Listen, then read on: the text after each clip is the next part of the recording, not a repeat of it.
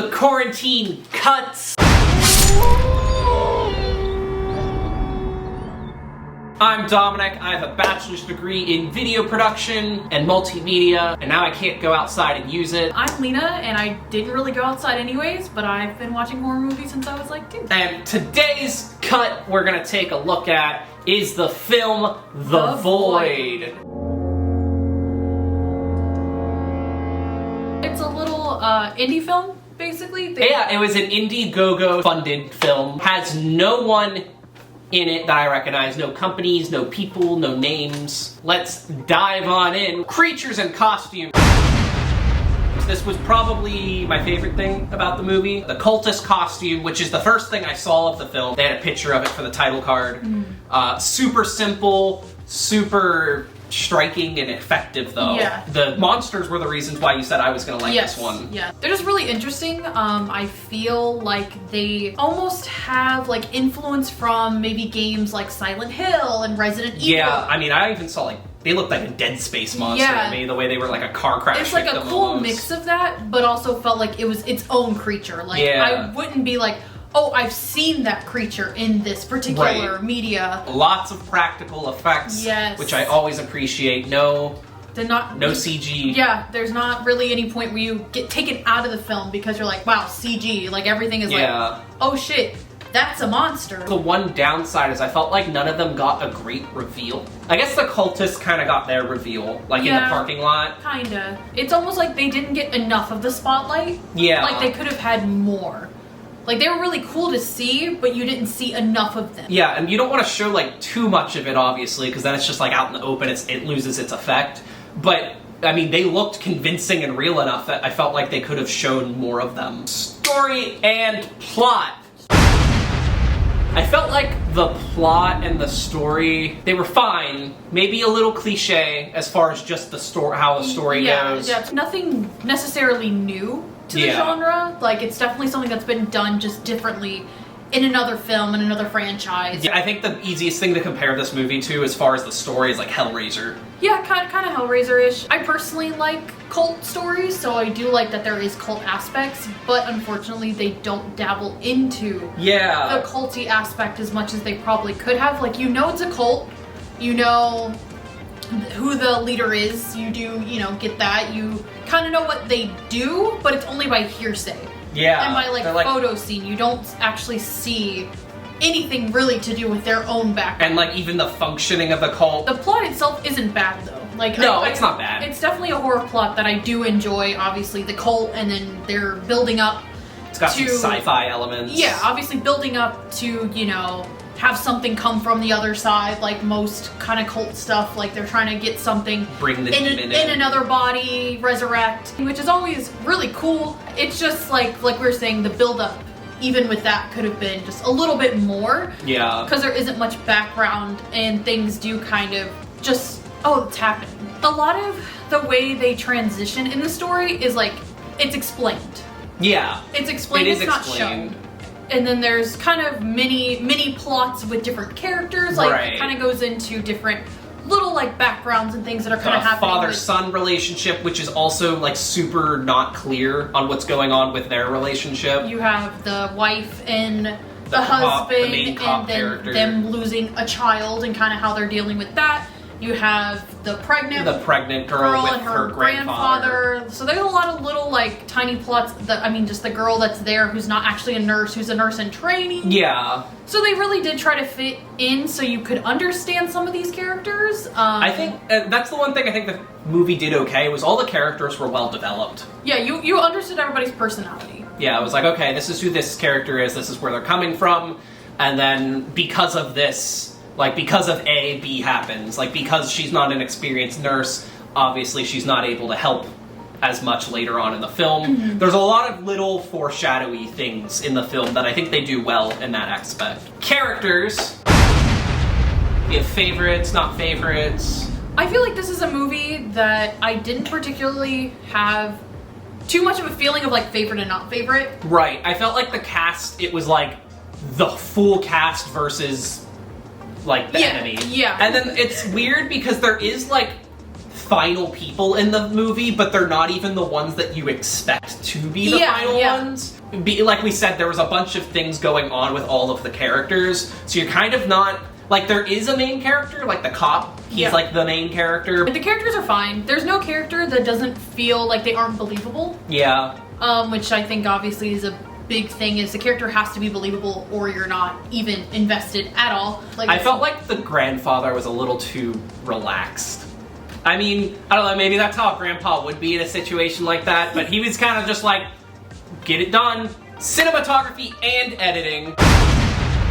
One of my favorite things to appreciate in horror films is the cinematography, and it's one of the things I liked and also had issues with, because there was a lot of really good cinematic choices, a lot of fun lighting. When the movie starts off almost kind of as your standard looking horror film. There's some shaky camera, it's kind of natural, like darker toned colors, and then there's shots later where it's like really crisp, hard contrast, red and blue lighting, and a lot of shots with like a lot of symmetry and stuff in them, but they don't feel cohesive together. So I felt like the tone of the movie, as far as like from a cinematography standpoint, was a little disjointed. Like, especially when he's like unconscious, like in how they show the different scenes. And it jumps to that, and then they're all good by themselves, like even the standard, more traditional horror movie looking ones, but I feel like they aren't tied together as cleanly. And that was like my final comment at the end of the film, is I wish it was weirder. I felt like the movie was holding back in the beginning a little bit. Overall though, like I think how the movie looks is good. Yeah. Like, overall it looks good. It's a good looking movie. Like, it's not, especially for being, you know, a more indie film, it's not something you look at and you're like, this is indie. So moving into the editing of this, that's another part I felt like I had a lot of issues with, because there was a lot of cuts where they felt clunky. Like, there was a lot of like kill cuts where like there wasn't a reveal for it. It just feels a little disjointed, I think is the best way to describe it. And it didn't help that a lot of the aesthetics of the film were also kind of disjointed. At times it would just basically end you out of a scene and take you into a completely different scene. I feel like almost knowing more about the technical side of film sometimes makes it harder to understand a movie, whereas a normal person wouldn't even think 2 seconds about, oh, they just jump cut, or they did a match cut or something there, and I'm like thinking about that, like, what does it mean? And someone's just like, I don't know, it's a movie. And there they are. There's the killer. That's him. It was like the first monster kill, where she grabs the other cop. The other officer, The other officer.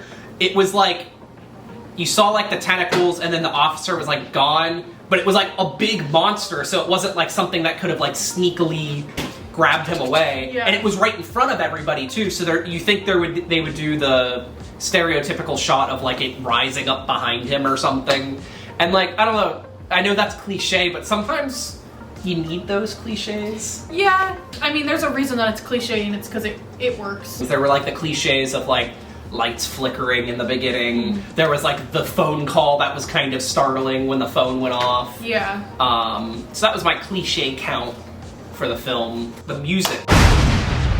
This is another thing I felt was kind of disappointing, and I thought the movie would have benefited a lot if it had a more memorable soundtrack. Because the movie kind of starts and it has like this weird keyboard music. I was like, okay, this is kind of funky. Like, it got me excited to see what else was gonna come, and then nothing. Kind of pulling that into the sound design, there were a few scenes where it was hard to decide if the sound was diegetic or non-diegetic, meaning whether or not the sound was like soundtrack or if it was coming within the movie itself. With the horn, and that was something that never got explained. Yeah.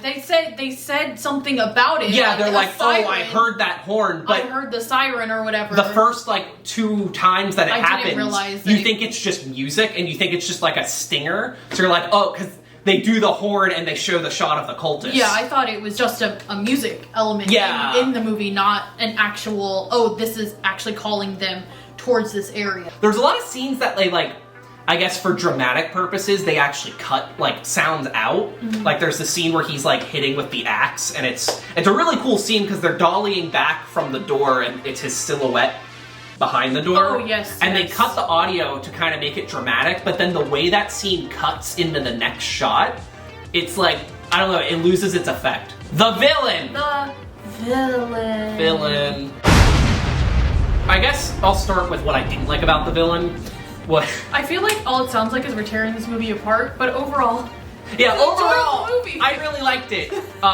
It wasn't my favorite, but I really liked it. The thing I didn't like about the villain was kind of like the reveal, because they did it in a way that it's like a twist. Like, I don't know, the twist didn't have an impact. Spoiler alert, the main villain is the Doctor himself, and he's been conjuring all these mutated beings in the basement of the hospital, which was a basement that didn't even exist. He had to, like, summon it with the Void, which he only referred to the Void as the Abyss, which I thought was also confusing. Yeah, you were very, like, annoyed that... They never said the word Void Void is not said, like... Yeah, they say the Abyss, and I know the Abyss is a James Cameron film, but then change it in the script. But, yeah, the twist is, like, the Doctor dies early on, and then he comes back, and it's like, bum, bum, bum, he's been bad the whole time, and the cult's his, and he set this whole thing up because the pregnant girl is having his baby.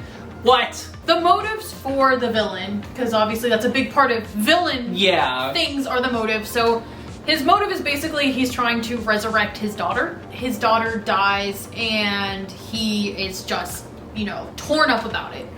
And obviously he is a medical professional and nothing that they could do medically could prolong her so life. he's like, alright, necromancy, here we go. Yeah, so he basically digs into the dark arts, goes into the shadow realms, you know. That theme of losing a child is like a big theme in the movie because the main character had also lost a child with his wife, who is the other nurse, and then there's the girl in the movie who's pregnant. And the whole theme of the movie is like the Doctor's trying to break the cycle of life and death by ascending to this other... to the abyss. To the abyss, not the Void. To the abyss. He ends up looking like a Hellraiser villain, which I thought was cool.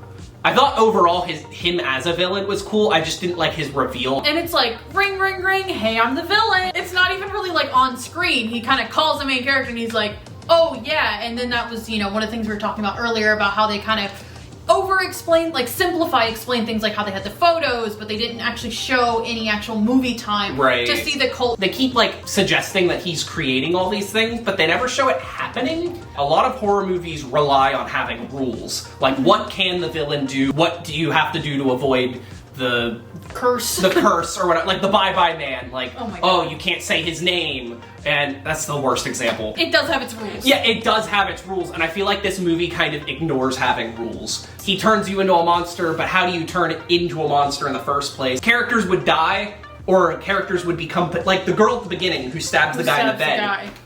How did she become possessed? It does say that the Doctor, he said she didn't agree with me at first, so he does convert her in some sort of way. It's not known when. He did something, but we don't know what. Yeah, he did something and now this has occurred. Gore factor. How much gore would you say this movie has? I wouldn't say it's something where it's necessarily like, oh, I'm squeamish, I can't watch. Yeah, it's not like Saw gore, but I mean, there is like gore. A zombie monster that's like repeatedly bashing its head through a piece of rebar. Technically, it is a gory film. Yeah, it is gory. It is definitely gory. I would fill the screen half up with blood. I think what's just different is a lot of it is monsters and not necessarily humans. Yeah. I think the hardest thing to look at was that pregnant belly.